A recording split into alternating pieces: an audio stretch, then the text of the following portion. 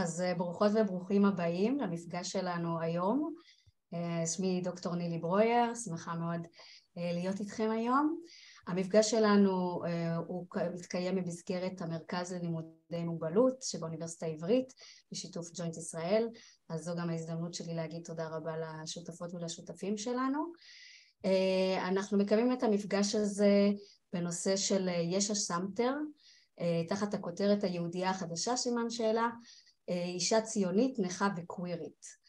ההצטלבות הזאת היא הלא מספיק מובנת מאליה או מדוברת בחברה הישראלית, מתקיימת במציאות החברתית שלנו, ופה במפגש של היום אנחנו בעצם ניקח את זה למקרה היסטורי של תקופת המנדט הבריטי, ועל אישה שהיגרה לישראל מתוך ראייה ציונית ורצתה לחולל שינוי ולהשפיע מתוך מחויבות לפרויקט הלאומי הזה, והביאה איתה גם ערכים פמיניסטיים, סוציאליסטיים, פציפיסטיים, שלא היו הגרעין הקשה של התנועה הציונית, וככה שהקול שלה הוא ייחודי ומשמעותי גם על תפיסת העולם הבאמת ייחודית והלא סטנדרטית שלה בהקשר ההיסטורי הזה.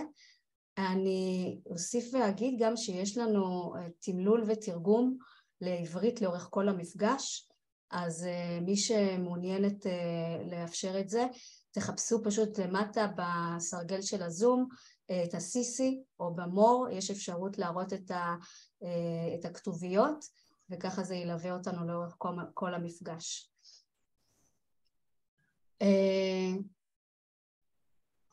אני אגיד גם תודה רבה לשותפות ולשותפים שלי פה במרכז ללימודי מוגבלות, לדוקטור רוני הולר, לפרופסור שירלי ורנר, לדוקטור ענת גרינשטיין ולהדר קובי, שאנחנו בעצם ביחד ארגנו את המפגש הזה, ולבני המתמלל שאיתנו היום. נתחיל איתך, שרה. יש לנו בעצם כאן שתי אורחות נכבדות מארצות הברית. נילי, את רוצה לעבור לאנגלית בהצגה שלהם? כן, אני עוד שנייה אקריא את ה-CV באנגלית, ואז אני רק רוצה אבל להגיד שיש לנו פה שתי אורחות נכבדות שהצטרפו אלינו. יהיה בעצם הרצאה של שרה, מחברת הספר על ישע סמפטר, ולאחר מכן תגובה של דוקטור חנה. אני אתחיל בלהציג את דוקטור שרה אימהוף. שרה אימהוף is Jay and Jenny Schottenstein.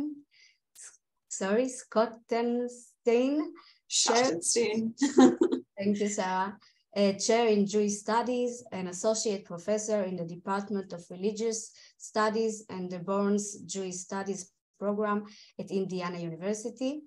She writes about religion and the body with a particular interest in gender, sexuality, disability, and American religion, as well as maintaining a research specialty in religion and law.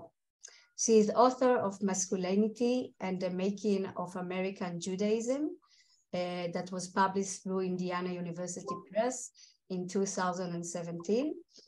And The Lives of Jessie Sampter, Queer, Disabled, Zionist, that was published through Duke University Press in 22.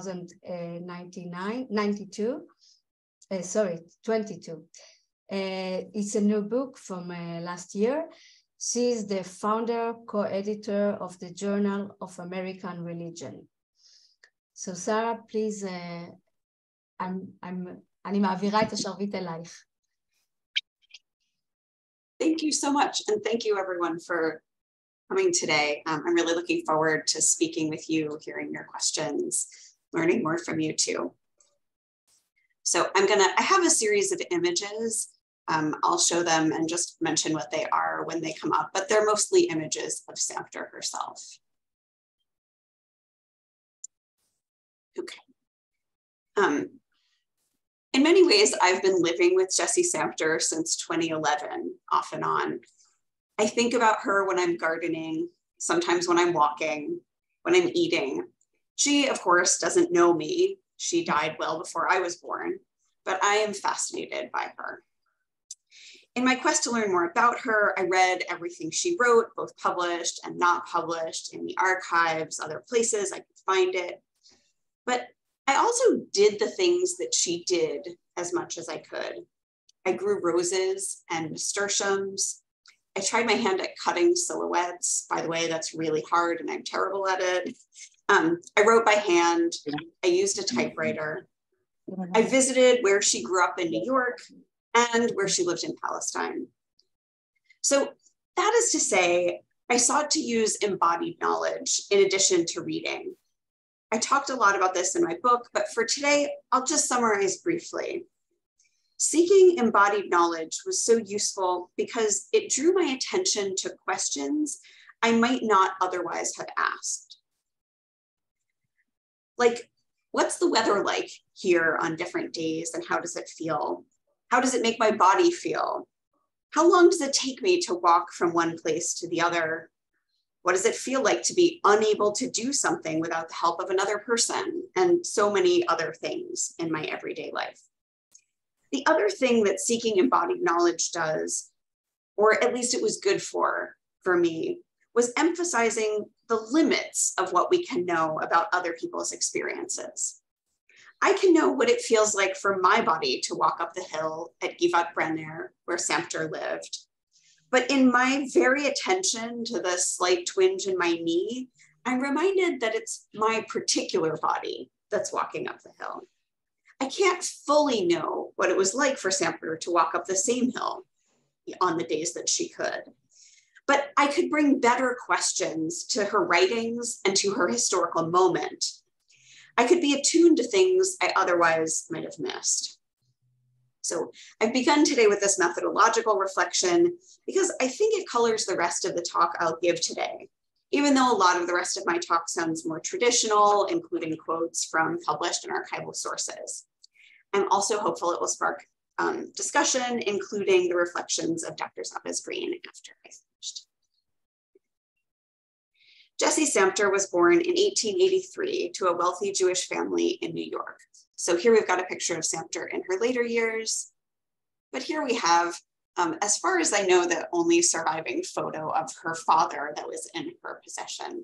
I'm not sure who wrote on it, but as you can tell, written above his photograph here is Rudolf Sampter. And so we see a man with a beard who's fairly well dressed with a tie and a coat. When she was 12, Sampter had polio. She survived the initial infection, but its effects stayed with her throughout her life. Today, doctors call what Jessie experienced post-polio syndrome. Even on her best days, the curvature of her spine meant that walking long distances was not possible for Sampter. The muscle damage and thumb deformity, as she called it, would never precluded most physical labor. Yet as a young adult, she embraced Zionism, a movement that celebrated strong bodies and cultivating the land. In her life, she experienced a wide variety of religious ideals, even from her youth. So here's a picture of her as a perhaps late teens, early 20s. She's quite dressed up in what appears to be a white dress of some sort. Part of what's interesting to me in this photo is we can't see her hands. She has one hand hidden behind her face and the other one out of the photo. And that is, I think, largely because she was quite self-conscious about the way her thumbs looked. Her family was part of the ethical culture movement, and she grew up with a Christmas tree. But Sampter turned back to Judaism. Also, some of her early works followed transcendentalist veins. She loved Emerson. Throughout her life, too, she admired Jiddu Krishnamurti's work, and later in her life, she translated some of that into Hebrew. And yet, she didn't think of her own world as incoherent or contradictory. These different religious traditions, she thought, helped her understand the world better, and she thought she could be a good Zionist and still interact with those. Her life not only defied religious boundaries, it also defied many norms of family and reproduction. Shortly after she moved to Palestine in 1919, she met Leah Berlin, and the two would live together on and off for the rest of their lives. They made the financial and personal decision to move on to kibbutz Brenner in the early 1930s. Sampter adopted Tamar, a Yemenite toddler, and Berlin often cared for her. There's a picture of Sampter, Jessie Sampter and Tamara Sampter sitting. I think Tamara is probably about 4 or 5 in this photo. Sarah, can I stop you to say some of the thing in Hebrew? You want me to speak in Hebrew? No. I want to repeat some of the ideas that you said in Hebrew. So okay, sure. Yep. אז יש הסמפטר, קודם כל המחקר ששרה עשתה עליה, היא רצתה להתחבר למקום הגופני, לידע הגופני, ולעשות דברים דומים למה שסמפטר עשתה ואיך שהיא התנהלה ברמה הפיזית. אז נגיד לכתוב בכתב יד, לעסוק בגינון, דברים שכאלה, ושרה אומרת שבעצם החיבור לידע הגופני הוא היה מאוד מרכזי להבנה שלה את הכתבים ואת החוויה של סמפטר עצמה. היא רואה בזה איזושהי מתודולוגיה שחשוב היה לה לאמץ במחקר הספציפי הזה. היא כן מוסיפה ואומרת שהיא עדיין מעבר לניסיון לעשות דברים דומים ודרך זה להתחבר יותר לסמפטר ולאופן שבו היא חוותה את גופה, עדיין יש פה הבנה עמוקה שהגופניות הזאת היא שונה. שרה לא יכולה באמת לשחזר את החוויה של סמפטר ולהרגיש אותה ברמה הפיזית שלה, ועד כמה שהיא מנסה לחקות אותה בחלק מההתנהלויות, היא מודעת מאוד לפערים הקיימים בינה כאישה שלא אין לה את אותו גוף ואותה מוגבלות שסמפטר נשאה על עצמה. כמה פרטים ביוגרפיים על סמפטר עצמה. ב-1983 היא נולדה בניו יורק, היא חלתה בפוליו בגיל 12, משהו שבעצם היא הצליחה להחלים ממנו ברמה מסוימת, אבל השאיר על הגוף את סימניו ברמה של כאבים ושל עיוותים, שוני ויזואלי. היא הייתה מחוברת לתנועה הציונית בבגרותה הצעירה, וגם מבחינה דתית היא בעצם התחברה ליהדות, אבל גם חוותה חיבור ועניין עם מסורות דתיות נוספות ואחרות. כשהיא באה, בעצם היא היגרה לפלסטינה בצעירותה, מתוך חוויה של להיות חלק מהתנועה הציונית, והתחברה בפלסטינה לאישה בשם ברלין, שהיא חיה איתה בתקופה שהיא בעצם חיה בישראל, והיא אימצה ילדה פעוטה שבשם תמר, שהיא נולדה להורים תימנים. זו אני מקווה שהשלמתי פחות או יותר. Thank you, Sarah. Yes. So I think it is reasonable to describe Sampter and Berlin as kin. I don't know if they had sex. This is far less interesting to me than the fact that they made their lives together and were in many ways defying gender norms of their time. Though many of her friends and colleagues became widely known, Mordecai Kaplan, Henrietta Sold, Mary Antin, Albert Einstein even wrote the preface to one of her books, Sampter herself was never famous. Although she did publish dozens of articles, both in English and in Hebrew, and 11 books, none of them sold very well.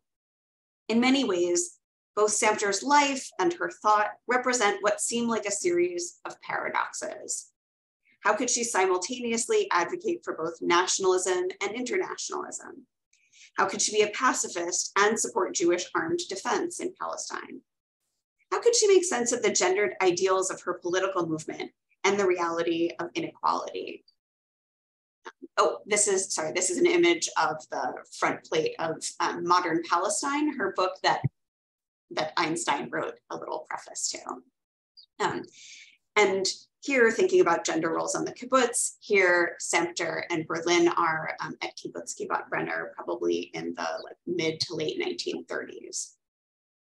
And perhaps most interesting for me today, how could she be disabled and support a Zionism that celebrated strong bodies and denigrated weak ones? Today, I'll show how Sampter sometimes doubted the value of her own disabled body. sometimes bought into the Zionist rhetoric that claimed that Jews should be strong if they were to belong to the new Jewish society.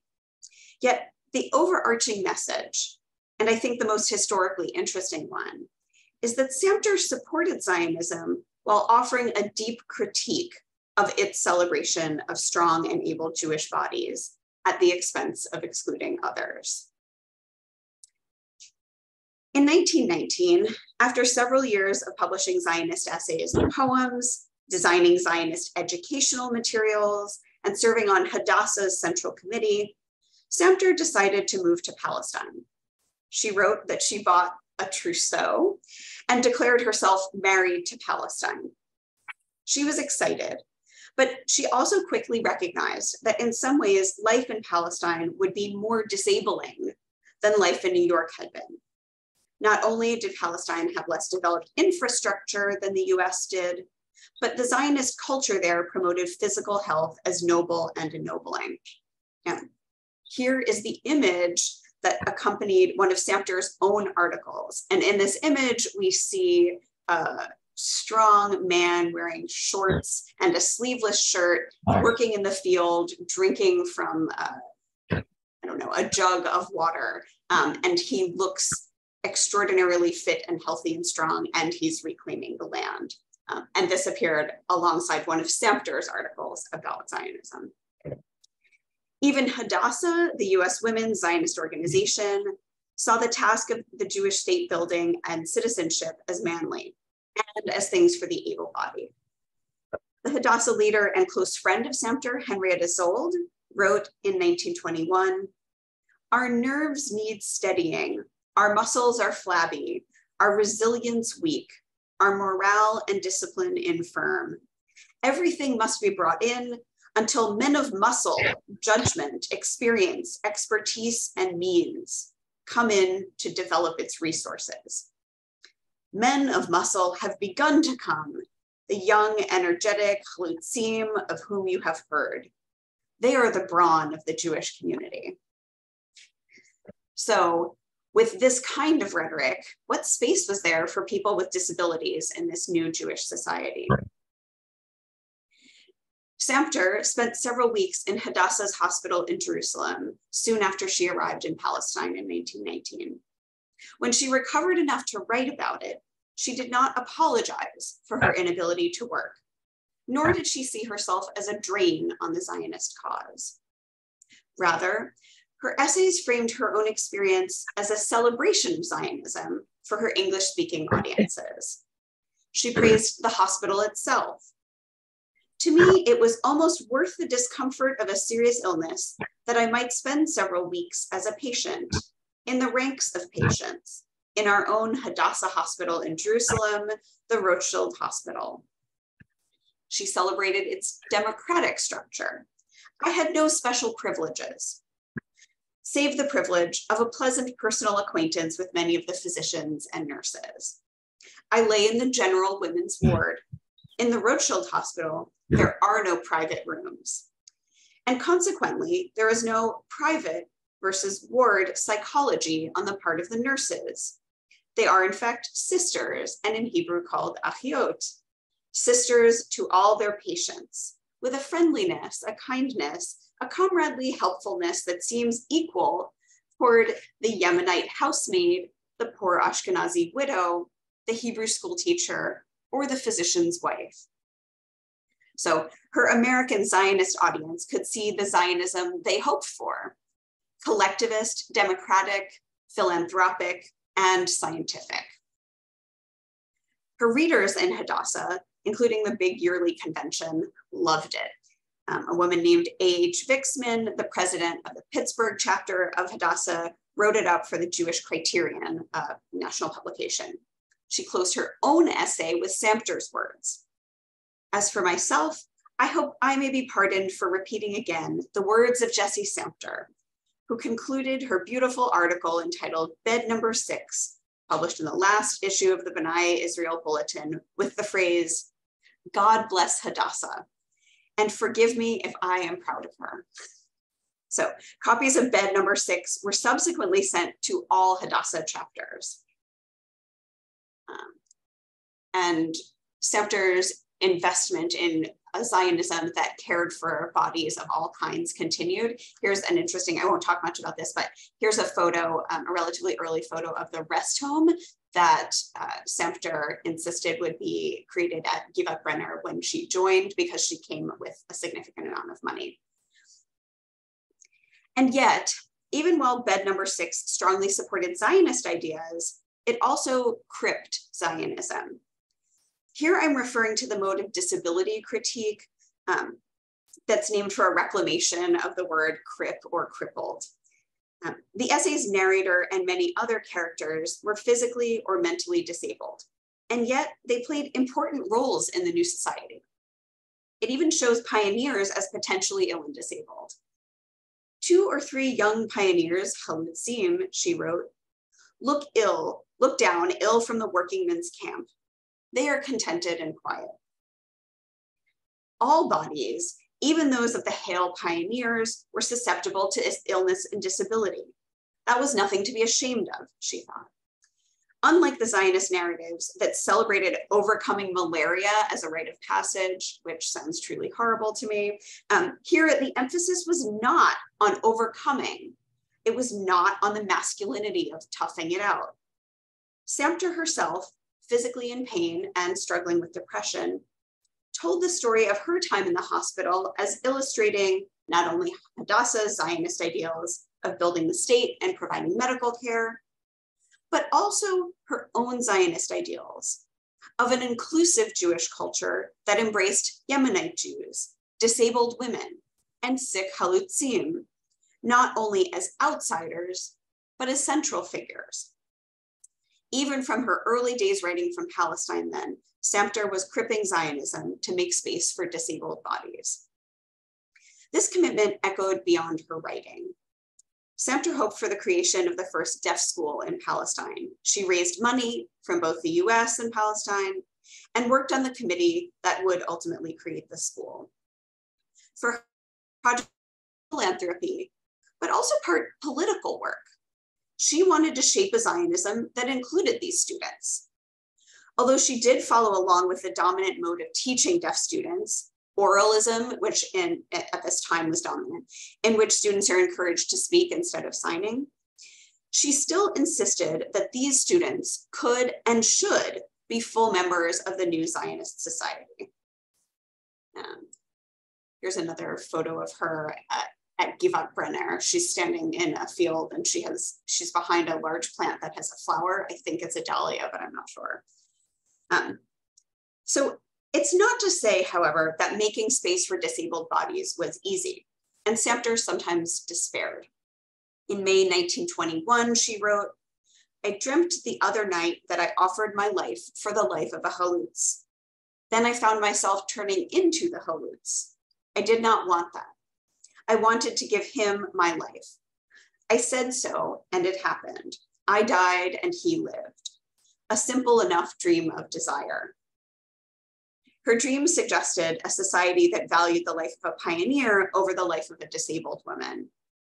I think it also suggests something interesting about gender roles, that she imagines herself to die and sort of be reborn as a halutz. Though she called it simple enough, it was, of course, not simple at all. Sampter struggled with the popular Zionism that valued strong and healthy Jewish bodies above all. Several years later, she wrote of a similar sort of despondency in response to feeling like there was no space for her. She wrote, "It seemed to me there was nothing for me to do here because I had not the working body. I thought I had lost all influence and power and I was wasted. Our gift of language must in large measure be wasted here. It may seem as if the best and deepest of us were wasted, but I think it is not true. There is a better and a deeper. It is our vanity that is shattered, not our worth that is lost. We shall unify at last the body and spirit, sanctify the work of our hands with the consecration of it to our head and heart." The paragraph reiterated her metaphysical understanding of the unity of body, mind, and spirit. But it also at the same time despaired that Zionism in Palestine valued only physical prowess and wasted minds and spirits. Creating space for a disabled body and appreciating the political value of minds and spirits were more than philosophical issues for her. Without them, she questioned the value of her own life. She wrote later, "This paragraph," the one I just read, "was much more despondent, despairful as to my own powers," she admitted. But Leah and another friend had listened to her read her paragraph, and they supported her. The conversation in which they insisted on my worth as a friend proved a turning point for my decision. For I was at this time resolved to kill myself as soon as I had finished the book, and that was her unpublished autobiography. Her friends, however, made her feel valued, and through their eyes, she could see her own value to the Crip Zionist project. As she toured different parts of Palestine, she met pioneers and workers. And even as a tourist, she saw the gaps between the ideal and the real. The Jewish colonies in the Galilee were inspiring, depressing, she wrote to her brother-in-law, Edgar Wachenheim. She wrote that the villages all have something in common. Quote, "They have a fine, daring spirit, pioneer courage. And yet they also at once glorified physical health and took it for granted. They do not fear work," she wrote, "but with few exceptions, they do not understand its dignity, a tendency to be arrogant, super intellectual, and to look upon themselves as heroes." Her unpublished novel, In the Beginning, had, quote, "Jewish boys bronze-legged and working in the fields," but it also criticized the same narrowness of these Zionists. Sampter wanted a broader Zionism, one that recognized the unity of the body and the soul, and also recognized the diversity of Jewish bodies. To Mordecai Kaplan, she wrote, "The problem of the Jewish soul can only be solved here," by which she means Palestine, "and through firsthand knowledge of life here. Yet no one will solve that problem unless he comes truly in the spirit of the Halutz, prepared to make sacrifices and to take his chance in the labor market here, whether in the highest or lowest field. For an engineer or a painter, then that might mean willingness to work in the field. For Sampter, that meant the material sacrifices, the American toilet paper she loved but could not find, and her preferred woolen stockings that she could not get, and the nearness of her family, and the less disabling structures of US urban environments. But she was interested in this spiritual regeneration. And so she saw spiritual regeneration and a sound economic basis that she referred to in this letter to Mordecai Kaplan were connected. "I believe the two must come together, that they are aspects of one vision." Although Kaplan's Zionism was not always orthodox, it did center on the image of, in his words, the virile, self-perpetuating Jew. Despite Kaplan's influence on her, and he was quite influential, Sampter's never did. Even some of her essays that do not explicitly discuss disability show the tensions between the Zionist ideal of able-bodiedness and the reality of a population whose bodies varied. In 1923, for example, Sampter wrote an article about why Jews were leaving the Yishuv. The answer seemed mundane. They didn't have jobs. But it was more complicated, she said. They also felt they had no place in a society if they were part of the so-called non-productive element, in her words. Sampter thought this problem could be fixed, but she recommended ways of increasing options for more productivity, such as creating fisheries or expanding loans to include Palestine-born Jews and not just new immigrants. Perhaps she felt that a plan that truly valued the so-called non-productive element was too radical to be accepted by other Zionists, or perhaps an editor pushed her to write in that way. But it's more likely that she had also internalized some of Zionism's producer-minded ethos. The article shows how a non-normative embodied life, in this case, that of Sampter, who was not material or economically productive, mattered deeply for Zionist politics. Disability activists often explain that people with disabilities have experiences and subjectivities that are distinctive, not just because of what they lack or because of obstacles they face, but also because they represent distinctly valuable ways of seeing the world. I see so many of these in Jessie Sampter, beginning with her religious philosophies of body and mind. Among Sampter's unpublished papers, I came across a one-page reflection on disability, normalcy, and what counts as a real life. I read it, I paused, I read it again. It was poignant and astute, and the words of an introspective woman looking back on a life in her body. And then I realized that she wrote it just a couple of months before she died. I will read it to you, or part of it. For 43 years, since I was 12 years old, I have been an invalid, or rather what is called a semi-invalid, half an invalid. For all that time, the valid part of me has been striving desperately to be normal, to think, to feel, to experience the ordinary human thing. The other half, the damaged half, has been striving desperately to suck out of its wounds all the salt and the sweetness of the extraordinary, the exotic, and the parasitic. It has formed beautiful galls, as beautiful as leaves and flowers, and much more fantastic. I have stopped striving. I have stopped to look and examine and make my account with life. The pain has been very sweet. It may have been hard to bear. Death would at any time have been easier, but having been born, it is good to look back upon. The happiness, the ordinary human thing, has been cracked through and through by inadequacy.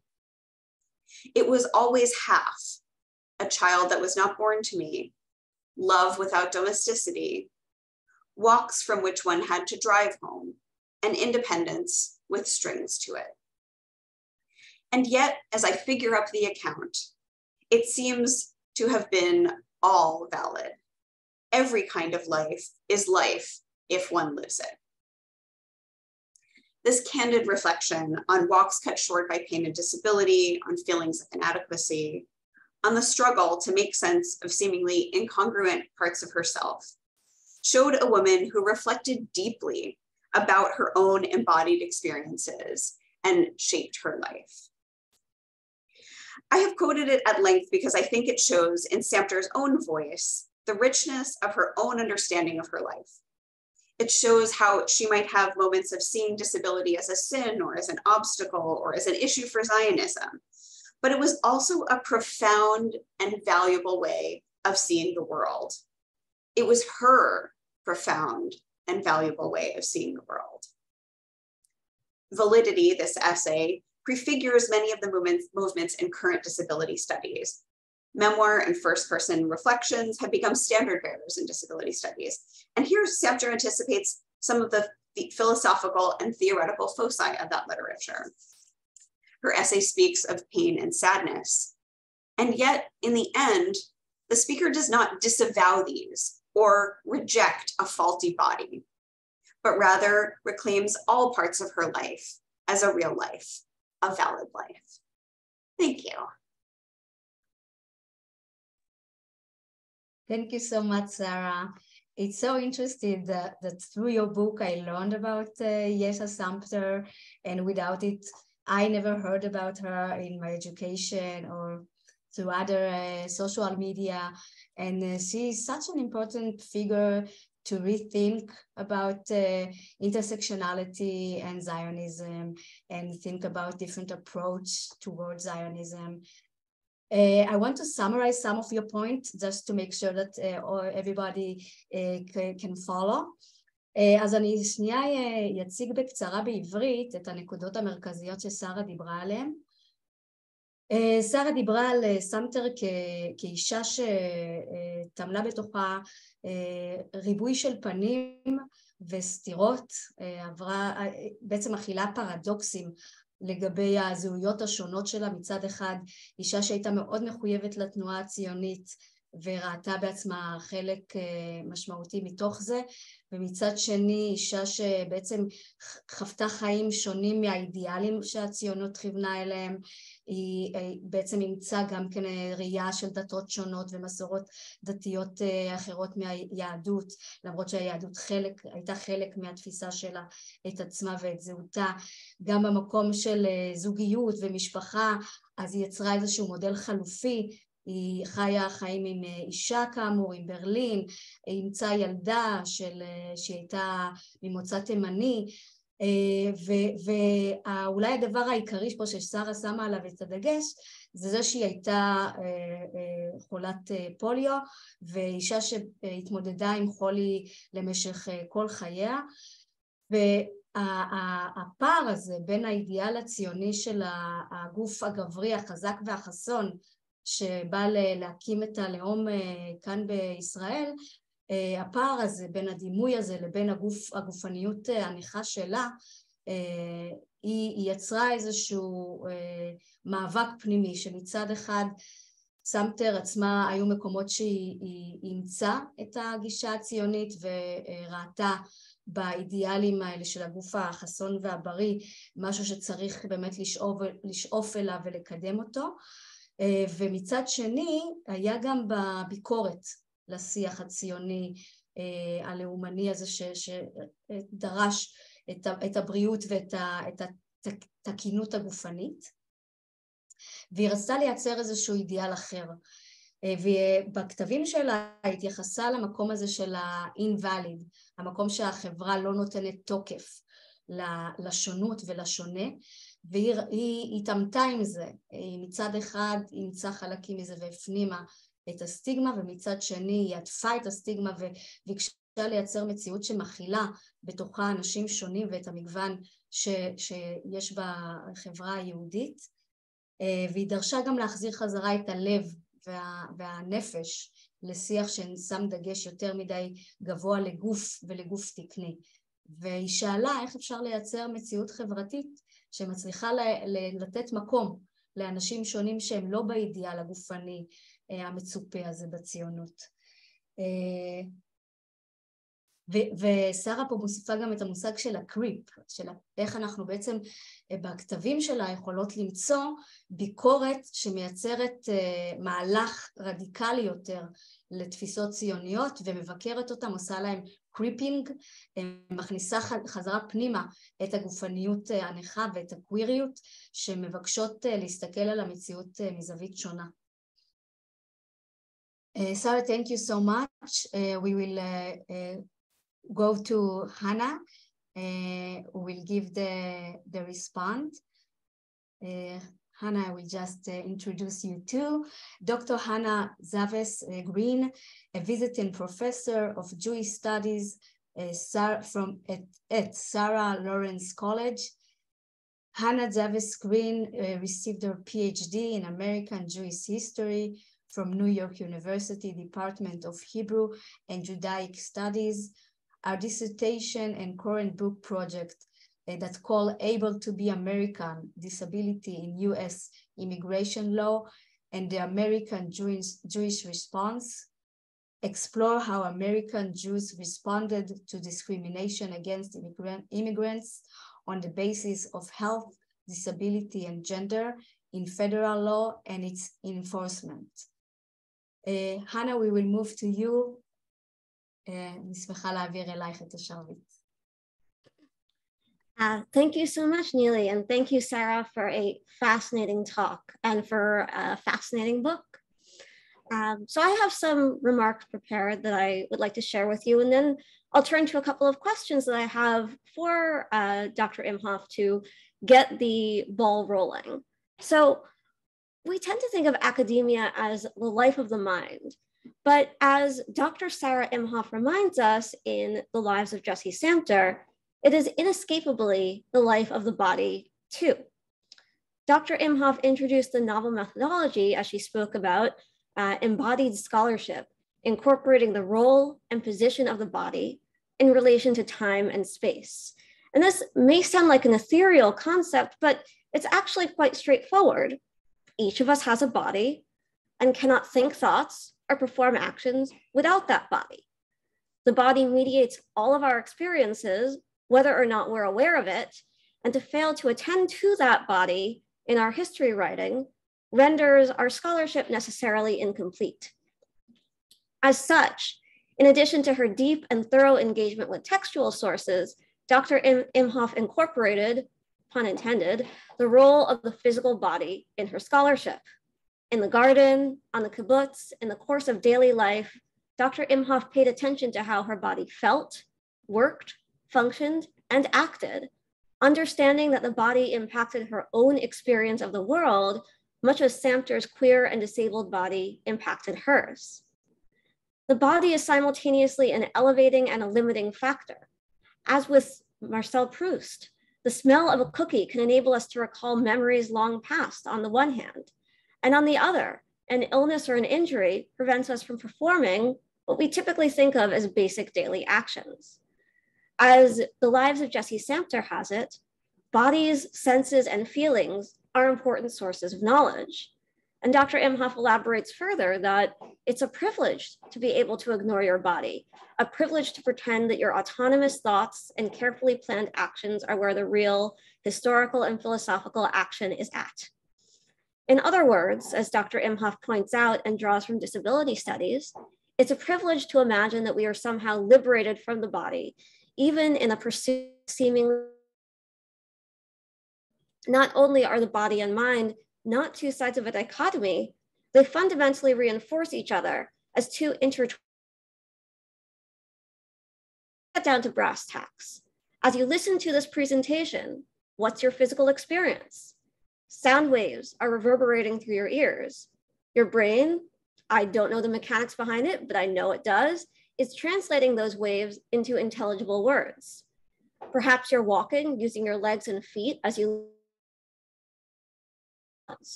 Or perhaps you're seated in a resting position, using your core to hold yourself upright.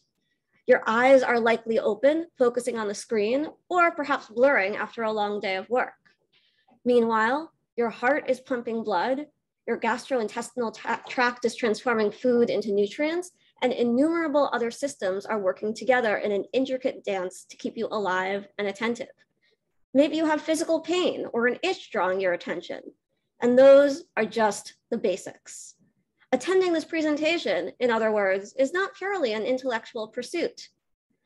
Relatedly, what set of life experiences brought you to this moment? How did your physical and mental encounters, to the extent that we can separate them into two discrete entities, with life contribute to the series of decisions that induced you to attend this talk? Here is where disability comes into play. Inspired by disability studies, as I had mentioned, Dr. Imhoff pays intensive attention to the significance of the physical body in daily and historical experience, both for her as a scholar and for Jessie Sampter as her subject. Disability is a unique analytical category in that it's possibly the most inclusive, or lose the conventionally accepted use of one of their faculties temporarily or permanently. The functioning of the physical body and mind formatively influences how one relates to and engages with the world, and in turn, how people relate to and engage with the person in question. But that raises a critical question that Dr. Imhoff explores, drawing on the disability studies literature. Is disability organic to the body? Or is it, in her words, a product of humanly built environments? Disability, simply put, is a relational and relative state. It does not and cannot exist in a vacuum. For example, impaired vision is technically a disability addressed by means of an external aid, eyeglasses. Or celiac disease is a medical condition addressed by means of removing a trigger from the environment, wheat and gluten. But with that external aid, impaired vision, for example, can be corrected such that it no longer impedes one's functioning in the world. Of course, there are complications, such as in the case of chronic pain, as Dr. Imhoff addresses with reference to Jessie Sampter. But for now, as an inroad, think about it in the context of whether a given impairment or illness is disabling, as Dr. Imhoff addressed in her talk. So none of this is to say that physical and mental differences do not exist, but that the extent to which they are disabling is a product of the environment. It also means that the degree of disability can change from place to place as different spaces impose different demands on the body, as Sampter experienced when she made Aliyah and settled on a kibbutz. Her post-polio syndrome meant something fundamentally different in an environment in which participants are expected, as the norm, to perform intense manual labor and walk extended distances. This idea of different experiences contingent upon the way the body and mind meet the environment speaks to the title of Dr. Imhof's work, The Lives of Jessie Sampter. Typically, a biography presents a linear story of a single life with a beginning, middle, and an end. Dr. Imhof doesn't approach it that way, doesn't foist or fold Sampter's story into a neat, singular chronological narrative. Just as each of us do, Sampter lived multiple lives, each inflected by a different aspect of her personality, physical body, and experience. So rather than structuring her book chronologically, as traditional biographies do, Dr. Imhof devotes each chapter to a central aspect of Sampter's identity, demonstrating how Sampter's religious perspective, disability, queerness, and politics intersected to form a coherent whole. Dr. Imhof also treats time in a multidimensional manner, much truer to life, exploring how these variegated facets of Sampter's life circularly interwove with and influenced each other. And here, Dr. Imhof invokes the concepts of nonlinear crip time and queer time, illuminating how Sampter's disabled and queer body fundamentally shaped her experience of time, and in the process, the reader's sense of time in the book, alternately rewinding and fast forwarding it, moving it in unexpected directions, and orienting it towards societally unconventional goals and purposes. So what does that mean? I won't go into too much detail because you should definitely read the book instead, but think about it this way. Life may contain more waiting for appointments, doctors, assistants, etc., slowing down during illness and convalescence, or speeding up, such as in the contrast between periods of lesser and greater pain. Or the markers of heterosexual concepts of life, such as marriage and children as prominent aims, may not apply. So in this context, time becomes a much more fluid entity, moving circuitously, spurred in different directions by sensations, thoughts, and memories. There's an expression that time stood still. Often, this occurs in response to a tragic or traumatic event, or something that dramatically disrupts the normal flow of experience. For Sampter, time stood still and altered its course at least twice, when she fell ill with polio as a child and when her beloved father died in her youth. In distinct ways, each experience taught Sampter about loss, be that loss of a dearly beloved parent or loss of normative physical function. Not only, as Dr. Imhof has illustrated, did polio permanently shape Sampter's body and bodily encounters, it also remained inseparable from her philosophical, religious, and political outlooks. Already inclined towards a reflective life, Sampter's experiences of chronic pain and impairment turned her increasingly towards questions of mortality and theodicy, as her poetry and prose, for good and for ill, depending on one's tastes, reflect. Dr. Imhof introduces an innovative concept, religious recombination, that proves helpful for thinking about Sampter's response to life, particularly following her polio. Much as a Latin root of religion, religio, means to bind together, Dr. Imhof proposes a much more complex concept of religion that does not divide it into discrete, easily weighed and measurable boxes. So Sampter, on the one hand, having a Christmas tree, on the other hand, identifying as Jewish, never called her deeply felt Jewishness into question, but instead she lived a vibrant and religious spiritual life that drew from a variety of faiths and traditions, not that different from many of her American contemporaries, Jewish and otherwise. So with Sampter as a model, Dr. Imhof calls for us to reconsider the way we conceptualize American religion, away from notions of diversity and pluralism that divide religion into discrete analytical boxes, and towards a theory of religious recombination, a much more fluid, integrated understanding of religion as an evolving, intertwining, cohesive process. Sampter, in this sense, defied categorization in more ways than one.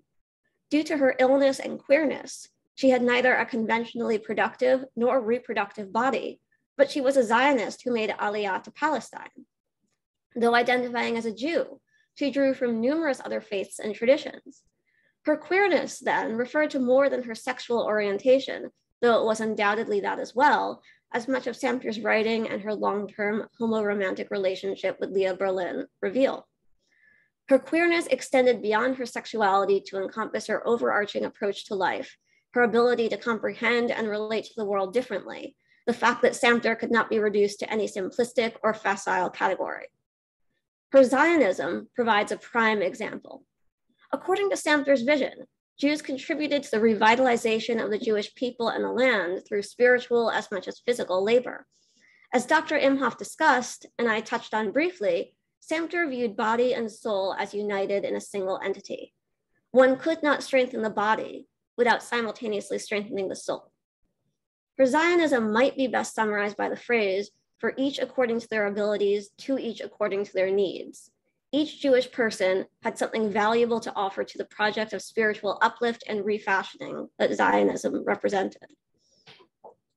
Much like queerness encompassed more for Sampter than her sexual identity, referring more broadly to her ability to understand and relate to the world differently in her own distinct, non-standard way, or queerly, Dr. Imhoff has here queered the very concept of biography as a genre of life writing. She neither sanctifies nor denigrates Sampter, but allows her to speak fully and freely. She portrays her in her full human complexity. She underscores her validity, to use Sampter's yearning word, and how her so-called invalidness itself contributed to that validity through influencing the way that Sampter experienced and related with the world. She focuses on individual aspects of Sampter, her queerness, her disabledness, her religion, and her politics, to understand her humanity rather than her life trajectory as a retrospective linear march forward. And this brings to mind for me the concept of the body as text to be read and text as emblematizing the body.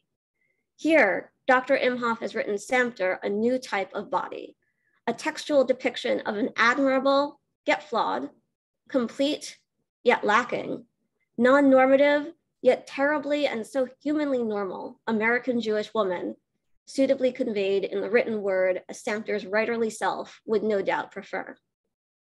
Thank you. And to get the conversation started, I wanted to use a little bit of my time to touch on a couple of thoughts about disability that undergird Dr. Imhoff's work. Neely, is that okay? Awesome. Yes, thank you. So in light of your brilliant approach that I absolutely love of embodied scholarship, can you speak a little bit to what brought you to the study of disability? Yes, thank you. That's a great question. In part, it was doing the research for my first book, which was about masculinity. So it was a bunch of men who are interested in often performing capacity, performing mastery over the world. And I thought this was really interesting because I was studying American Jewish men. They had a chance to embody a set of roles than the normative white American ones, but they didn't mostly. They did in small ways, but mostly they went along with the idea that the male body should be strong and capable and productive. And so it made me start to think about how these ideas come to be in the first place. How do we get the normative ideas about ability? Why do we decide that these kinds of bodies are normal and those kinds of bodies are not normal? And then in reading about Sampter, I found someone who was quite reflective about many of these own questions through her own embodied experience. And I think because of her embrace of Zionism, she writes about them perhaps more frequently than if she had, I don't know, just become a transcendentalist. So she became, for me, a really important way of thinking about disability. One of the things that we see in disability activism is the phrase, nothing about us without us. which I think is really very important. I myself am a non-disabled person, but wanted to be able to ask these important questions about capacities and abilities and where these norms come from. But I didn't just want to come in and say, here's how it is, everyone, listen to me, an able-bodied person, tell you all about this. So I thought that Sampter was thoughtful, as you've seen, but complex too. She wasn't a kind of one-note person.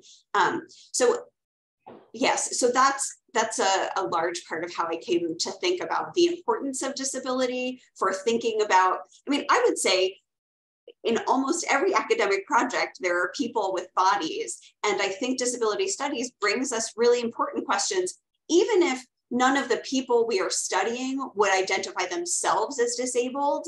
I think that there's a really important set of questions, perspectives, way of looking at either historical or contemporary material. That's fascinating, thank you. I think that's a great place to get the discussion started because you've also encompassed some of my other questions in your very thorough response. I would add that I love the way you're positioning yourself in relation to your scholarship, both your awareness of your own physical body and your experiences in regard to how you're engaging with sources. It's one of my favorite parts of disability studies, this awareness of the role of the body and the interconnectedness of the body and the mind and how that necessarily impacts our scholarship. Thank you, Hannah. Thank you for starting also the conversation. I want people to start pointing that הם מוזמנים להתחיל ולהצביע, or to write down questions or comments through the chat. And we can read some of them. Before moving on to the discussion, I want to repeat some of the points that you made. So again, everybody can join in the conversation. So I will repeat it in Hebrew. אני שנייה אחזור על כמה מהנקודות המרכזיות שחנה פה הצביעה עליהן במהלך התגובה. היא גם כן חזרה והדגישה את החשיבות של ההכנסה של הגוף למחקר ולחשיבה התיאורטית. החיבור הזה לגוף הוא משהו שאנחנו בעצם כולנו מוזמנים להתחבר ולחוות אותו יותר. עם המוגבלות זה בעצם משהו שקורה לנו בלי שאנחנו בהכרח מכוונות לשם, והגוף ללא מוגבלות, זה גוף שעובר כגוף תקני, בעצם נמצא בעמדה פריבילגית שאפשר לזנוח את הגוף ולהתעלם ממנו. אז דווקא פה ההזמנה היא שכן, לראות בגוף איזשהו משאב לידע מסוג אחר ולהבנה של פה סוגיית המחקר של יש"ע סמפטר, אבל גם סוגיות רחבות יותר כמו הציונות לדוגמה. נקודה נוספת שחנה הדגישה, זה הסוגיה של הזמן. היא מביאה פה פנימה לשיח את המושגים של queer ו-creep time, מושגים שהם היום זוכים ליותר התייחסות בספרות של לימודי מוגבלות, איך הזמן הוא בעצם מושפע מתוך הנכות והקוויריות.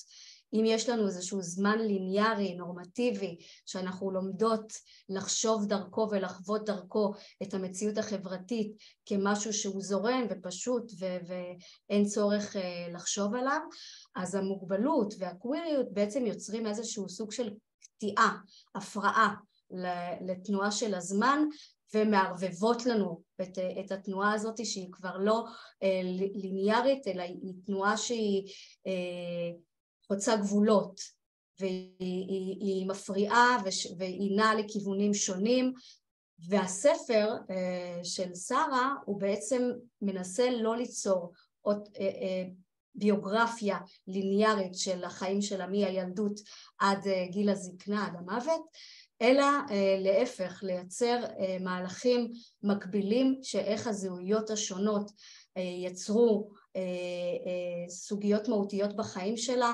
איזה אפיזודות זה יצר בחיים שלה, לפי דגש על הזהויות המרובות שהיו לה, ומתוך המהלך הכתיבתי הזה, הכתיבה הלא ליניארית, אפשר היה גם כקוראת לחוות אחרת את החיים של סמפטר ולראות את זה בזוויות פחות נורמטיביות, פחות סטנדרטיות. הסוגיה גם של הפיתוח הרוחני, הדגש שסמפטר נותנת למקום האינטלקטואלי, למקום הנפשי, הרגשי, חנה גם כן מדגישה ואומרת שזה משהו שהיה מאוד נוכח בספר של שרה, וההבנה הזאת היא שהאנושיות שלנו היא לא משהו שהוא תוצר של נורמטיביות, של איזושהי תקניות סטנדרטית, אלא להפך, האנושיות שסמפטר מציעה לנו היא אנושיות שהיא כוללת את הלב ואת הראש ואת הגוף, ולא מנסה לייצר איזושהי הבחנה בינארית והעדפה היררכית בין הקטגוריות האלה, כביכול יש איזה משהו עליון יותר ונכון יותר שאנחנו צריכות להיצמד אליו, ושהאנושיות המורכבת הזאת של הדמות סמפטר, היא בעצם גם תוצאה של המורכבות וההצטלבויות הזהויות השוליות שלה, שהן לא היו הסטנדרט, גם ההיבט המגדרי, גם ההיבט הקווירי, וגם ההקשר של החולי והנכות. מכאן אני אשמח לעבור לתגובות, הערות, שאלות שיש לכל השותפות והשותפים שלנו כאן במפגש. אפשר להצביע ואפשר שוב לכתוב בצ'אט. אני גם מזמינה אתכם לעשות את זה בעברית, מי שזה תרגיש יותר נוח לשאול את השאלות בעברית, אז שירלי כאן תוכל לתרגם אחר כך את השאלות לאנגלית עבור שרה וחנה, אז תרגישו חופשי או עברית או אנגלית, נשמח לשאלות קצרות במידה ויש צורך לתרגם, כדי שלא נאבד חלק מהמידע בשלב התרגום.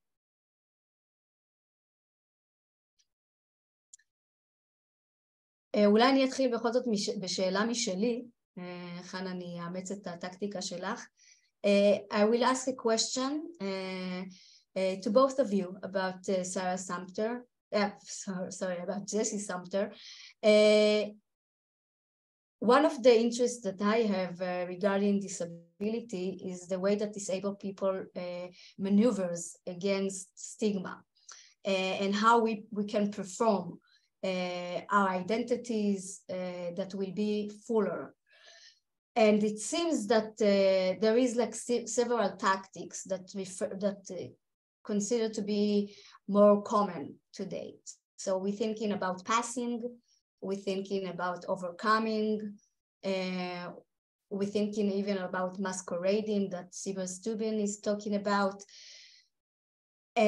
Each of them think and react to disability differently. Passing is like the removal of any identification to the invalidity, to something that considered to be wrong or problematic, and to be considered to be more normal by hiding secret. Overcoming is trying to be to acknowledge the difference, acknowledge being disabled, but still projecting ourselves as having more abilities and becoming more close to the way society consider humanness as normal, as a normal category. And masquerading is a different framework to thinking how we can play with disability and even exaggerate it, make it something that is more identified by society, even though it's not necessarily our authentic body or mind. So I wanted to ask, those are like several examples of the performance of disabled people, but I wanted to ask, how do you consider the performance of Jessie Sampter?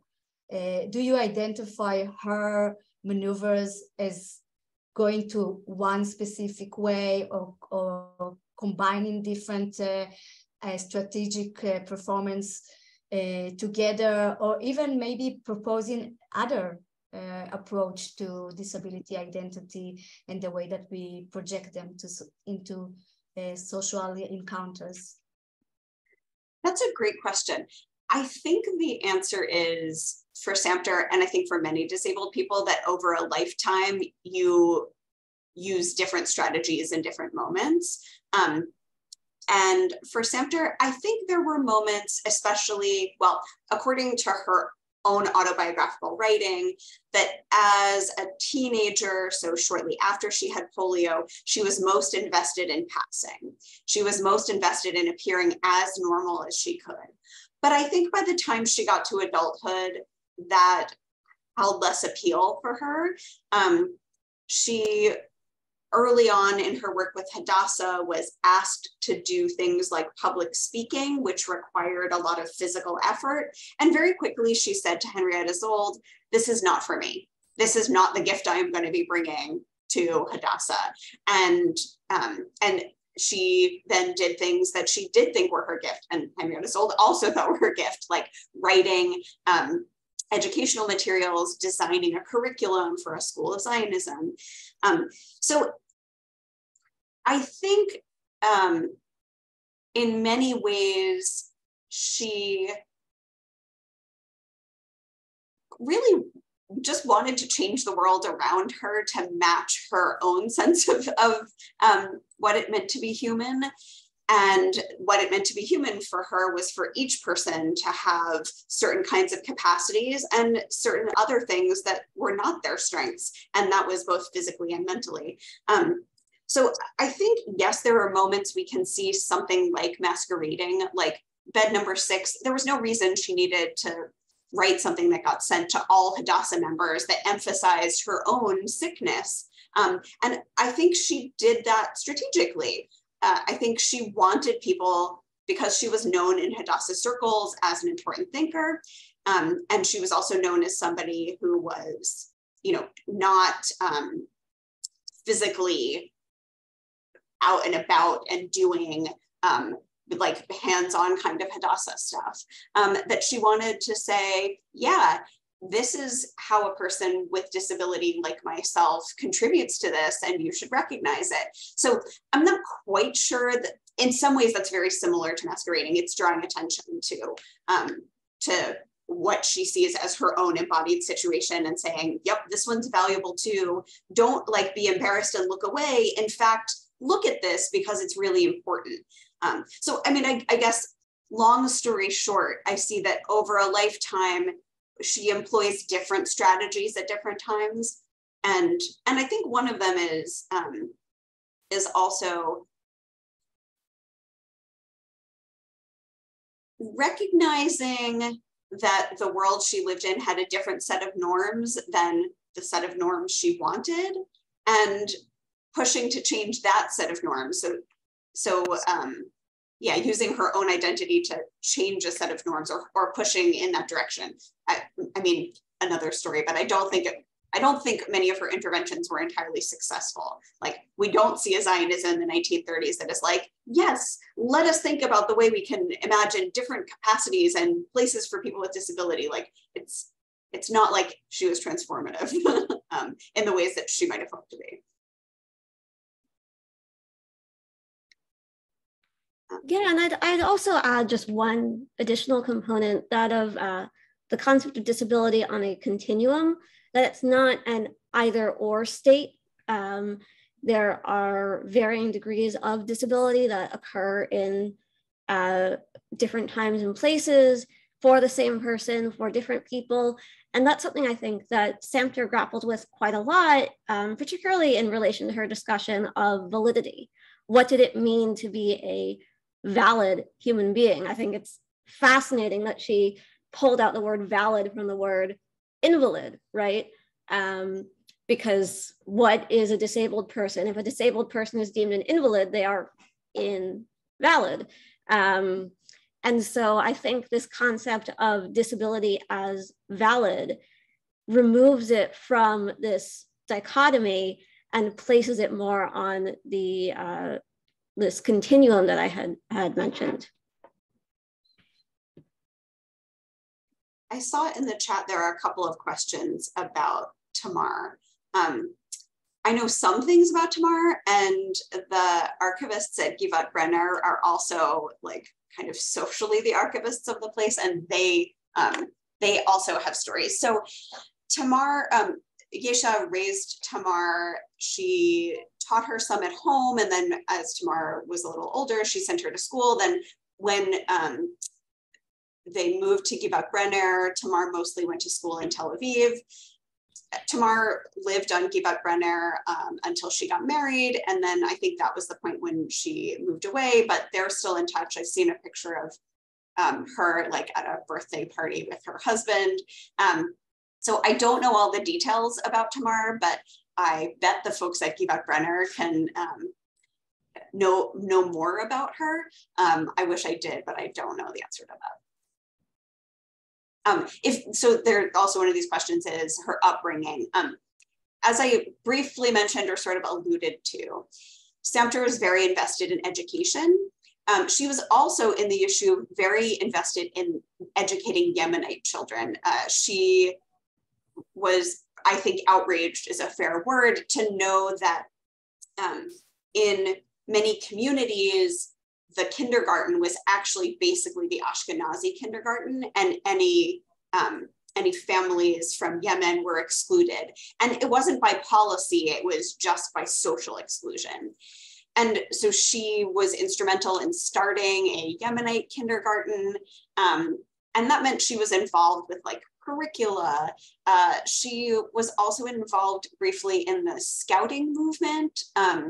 So that's aimed at slightly older children. So she was really invested in Tamar's education. Her letters to her sister, she wrote each week, basically, sometimes more often, to her sister. And they often have updates about Tamar. And I would say 2 times out of 3, they're about Tamar's educational stuff, like, oh, she's really into learning English. Now she's not into learning English. She's very creative in these ways, but she's not super excited about doing her schoolwork.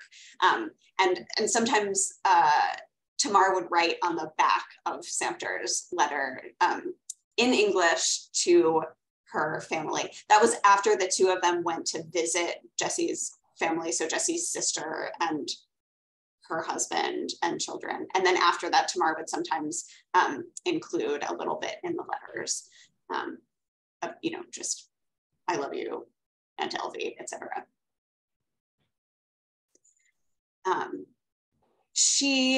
I don't know exactly what the mechanism was, but I do know that Tamar was in an orphanage, and Sampter had visited her for several months. And by the end, she was visiting her every day. And she, early on after visiting, she was, I think, visiting and maybe helping out a little bit at the orphanage, because early on when she visited, she wrote to her sister about this really adorable little kid. She didn't say adorable, but this child she was very interested in supporting. And then several months later, she said, oh, it's official, I've adopted her. I have a question. Yeah, go ahead. Can you tell us what was the attitude of the kibbutz members towards her? We heard a lot about her, but what was the attitude towards her? It was a disability and so on and so on. Mm-hmm. Yeah, that's a great question. When she and Leah expressed interest in joining Givat Brenner, they had been looking at some other kibbutzim, and they expressed interest in joining Givat Brenner.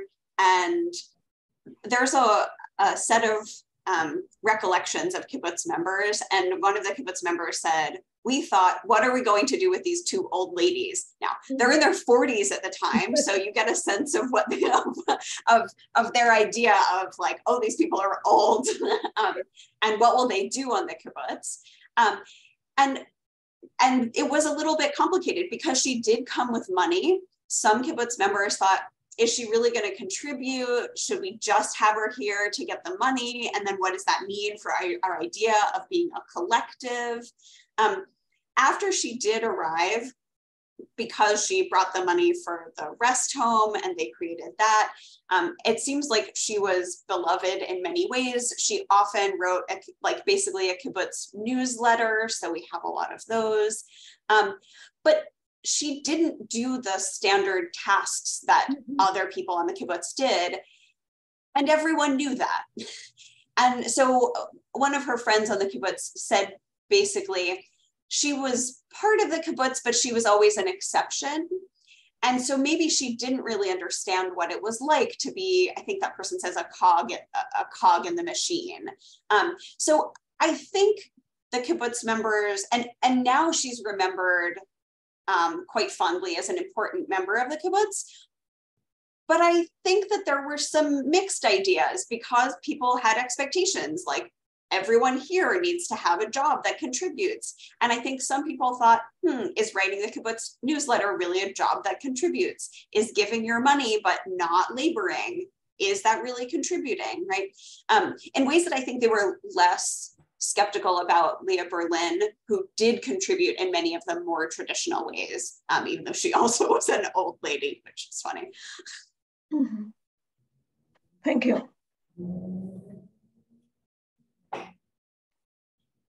I will read another question from Ronnie Holler. One of the key features of that period, and maybe of Zionism in general, is the close connection between disability and ethnicity. Zionism was definitely ableist toward when it comes with disability, towards people when it comes with disability. But it was much more so when it involves disabled people coming from non-European societies, like Yemen. Was she more critical towards such view? And in addition, can you refer to our privilege as being a Western white woman from a higher class? Yes, I think part of my previous answer suggests her privilege of being a white Western woman from a higher class. I don't know that Givat Brunner would have taken them, Leah and Jessie, if she didn't also bring money. I mean, hard to know, but seems likely that they might not have. She, in some ways, is more critical of a Zionism that excludes what we now think of as Mizrahi people, but for her are like Yemenite, Moroccan, and she sees them as important facets of Zionism and thinks that their culture is valuable. But she also does some of the romanticizing Orientalist stuff, like their costumes are so beautiful and they're so innocent, that kind of language. So she is critical of a mainstream approach to Zionism that is very Ashkenazi and is denigrating other, mostly Mizrahi Jews. And she has a particular interest in Jews from Yemen because of the educational process and then because of Tamar. So yeah, I write about this a little in the book, and I think the answer is she's kind of mixed. She, in many ways, is critical of an Ashkenazi-centric Zionism, but in other ways, she does some of the same Orientalist kind of stuff that mainstream Zionists do too.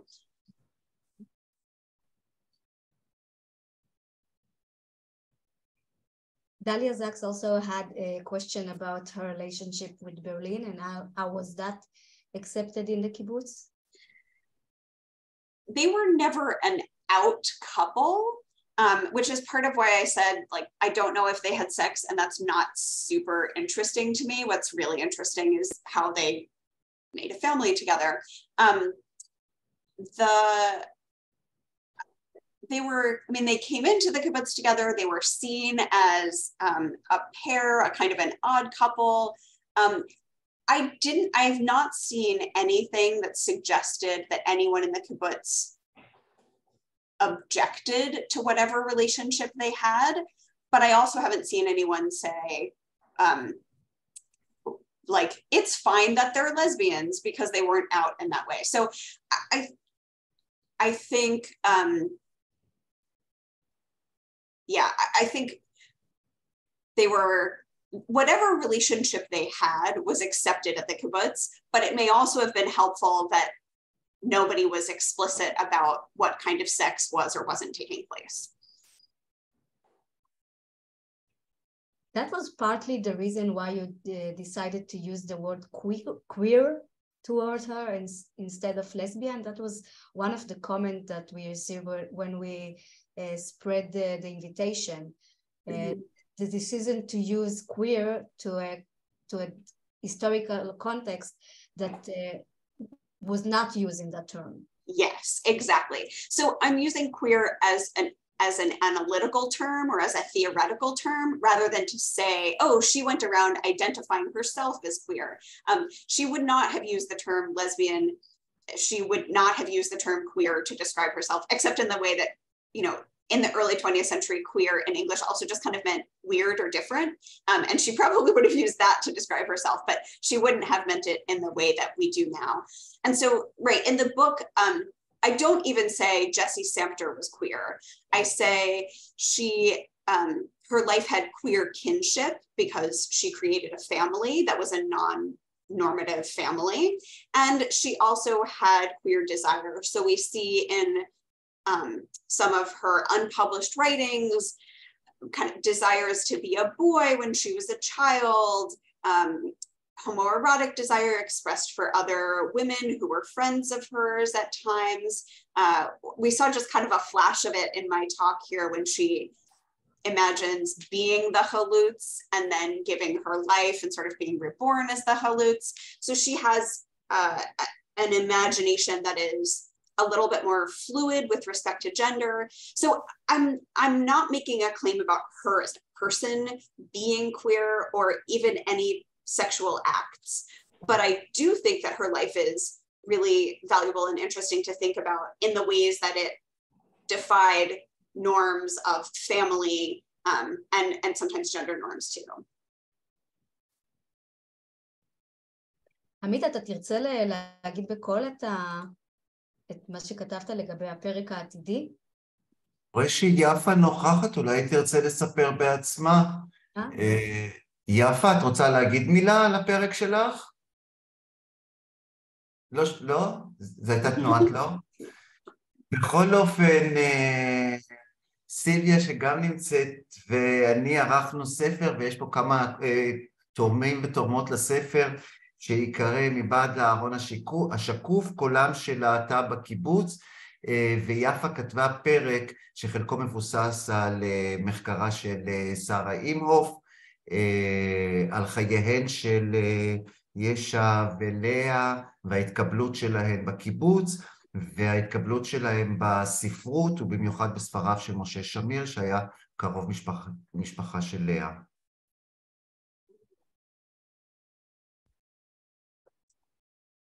ותרצו קצת לפרט מה היה באמת היחס בקיבוץ בנוסף למה יפה, תרשי לי לומר בשמה, אחד הדברים המעניינים אני חושב זה שלאחר שהן בנו את בית הערכה, הוקצה לכל אחת מהן חדר בשני הקצוות של בית הערכה, וכנראה שלא חיו ביחד, ויכול להיות שאפשר ללמוד מזה שהקיבוץ לא היה מאוד שבע רצון מזה שהן זוג. זה אני חושב אחד הדברים המעניינים. מעניין ממש.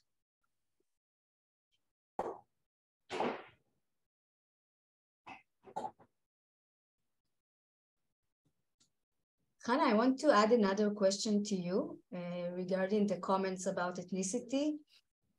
Sagit Moore is a legal disability studies scholar, talks about the way that Zionism refers to immigration of Mizrahi disabled people and about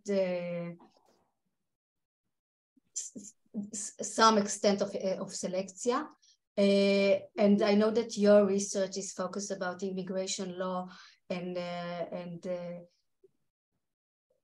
disabling the immigration of disabled people into the US in some of the periods. Do you want to add to this context of Zionism and the US regarding the immigration law? Sure, absolutely. I think that one element of the conversation that's really critical to consider is that of eugenics, which was sweeping the world, particularly the Western world, in the late 19th and early 20th century. And the US was the global leader in the field of eugenics. And according to eugenic thought, being of a certain nationality, ethnicity, race itself could function as what common parlance called a defect or disability. So for instance, if you were from Southern or Eastern Europe, that meant that you had this germplasm that was somehow inferior and would cause irreparable harm to the country.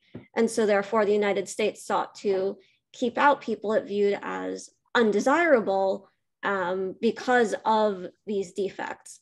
And so while I'm definitely less familiar with the context in terms of Zionism and that realm, I do think that the role of eugenics and public charge, the idea that someone would be a burden on the state by virtue of their disability, is very important to consider, in that could ethnicity itself function as a disability?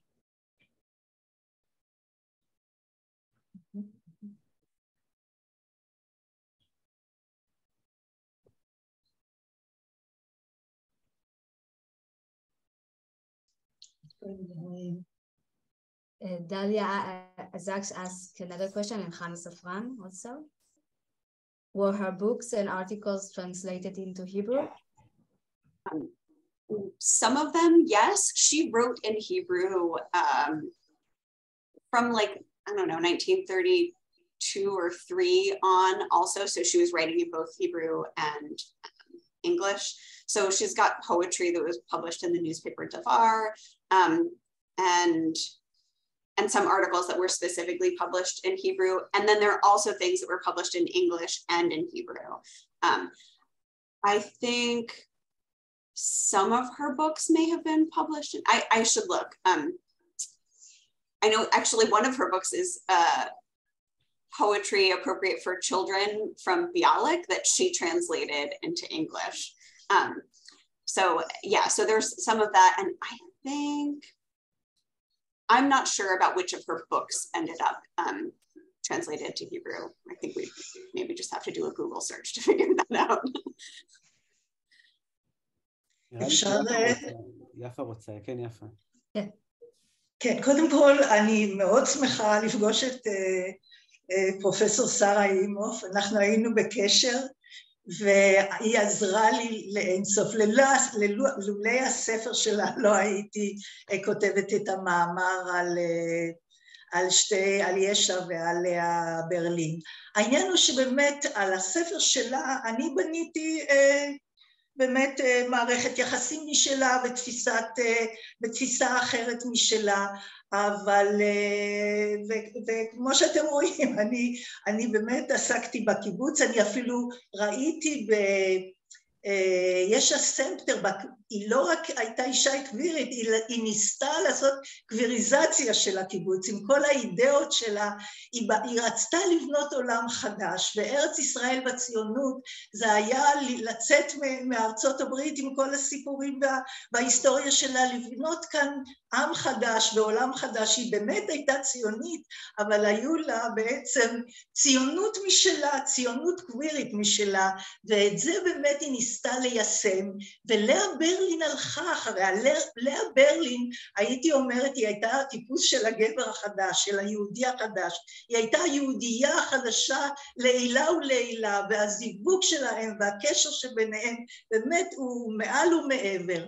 אבל במסגרת הקיבוץ לאה הלכה אחריה, ובאמת עם כל הרצון של שתיהם לתרום לקיבוץ, גם מבחינה כספית, גם מבחינה של עבודה, גם עם בית הערכה, שהיה למקור של פרנסה יוצא מן הכלל. זה היה ב-35, זה בית הערכה הראשון בארץ ישראל, וזה היה, בבית הערכה הזה היו צריכים לדבר עברית, ובית הערכה הזה הוא היה צמחוני, בארץ לא היה אוכל לאכול, ושם הם נתנו תפריט צמחוני. טוב, יש לדבר המון, אבל אני חוזרת לשרה, ואני באמת מודה לה על הספר הנפלא שלה, על המחקר החשוב כל כך. תודה רבה.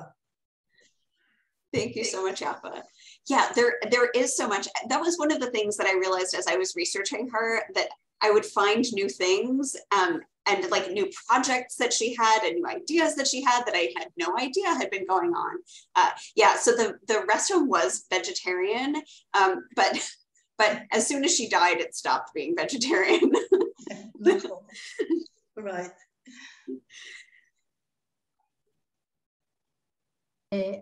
אני רוצה לסגור את המפגש. I want to close the meeting down, but I want to start and say thank you so much for Sarah, Imhoof, and to Hannah. Thank you both for introducing us with the story of Jessie Sampter and thinking more critically about the Zionist context through her minority identities. I want to also to say thank you to this context of history and micro histories that add to our disability study and disability movement by connecting to images and figures that project something differently on disability than the more hegemonic narratives. אז תודה רבה לשתיכן. תגידי משהו על המפגש של הזהות? נכון? שמתי את הקובץ גם. כן, מעולה. אז תודה רבה לשתיכן, שרה וחנה. המפגש של היום בעצם יכול להתחבר בצורה מאוד יפה גם למפגש קרוב שלנו שהולך לעסוק בפוליטיקה של זהויות והמקום של מוגבלות בתוך זה, עם סימן שאלה לגבי זה. זה הולך להיות ב7 בפברואר בשעה 2 בזום.